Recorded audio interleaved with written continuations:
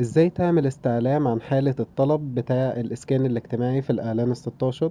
انت طبعا لما بتخش على صندوق الإسكان الاجتماعي ودعم التمويل العقاري وبتيجي هنا عند نتائج الفرز والتظلمات، لو كتبت رقمك القومي ودوست مشاهدة نتيجة الفرز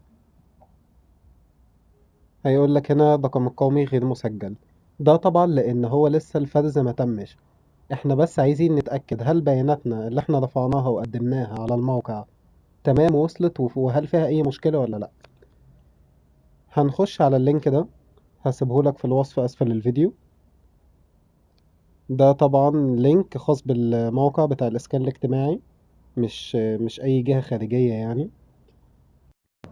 هنا بقى بيقول لي لو انت ليك حساب بالفعل، طبعا احنا اكيد لينا حساب لما سجلنا الاول الايميل عشان نرفع اوراقنا، فبندوس على دخول. انما لو ملناش حساب هنعمل الاول تسجيل بالرقم القومي وبالموبايل وطبعا كلمة المرور. فاحنا اكيد لينا حساب، فهندوس هنا علشان ندوس على كلمة دخول ونسجل الحساب بتاعنا. هنا هنكتب الرقم القومي وتحت هنكتب كلمة المرور أو كلمة السر اللي احنا كنا مسجلين بيها. بعدها هنضغط على دخول، بعدين هنضغط على طلبات، وبعدها هنضغط على طلب متابعة الملفات بشركة الاستعلام. بعدها هنيجي نخش هنا هنلاقي البيانات بتاعتنا موجودة، نتأكد إن هي موجودة بشكل صحيح ومفيهاش أي أخطاء، وبكده نتأكد إن بياناتنا تم رفعها بشكل صحيح وإحنا بس مستنيين نتيجة الفرز.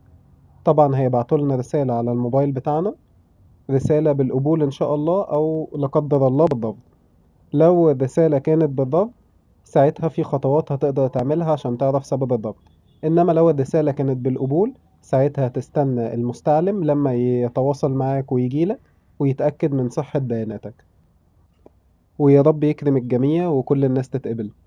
بس كده، لو عجبك الفيديو ما تنساش تعمل لايك وشير وتشترك في القناة علشان يوصلك كل جديد.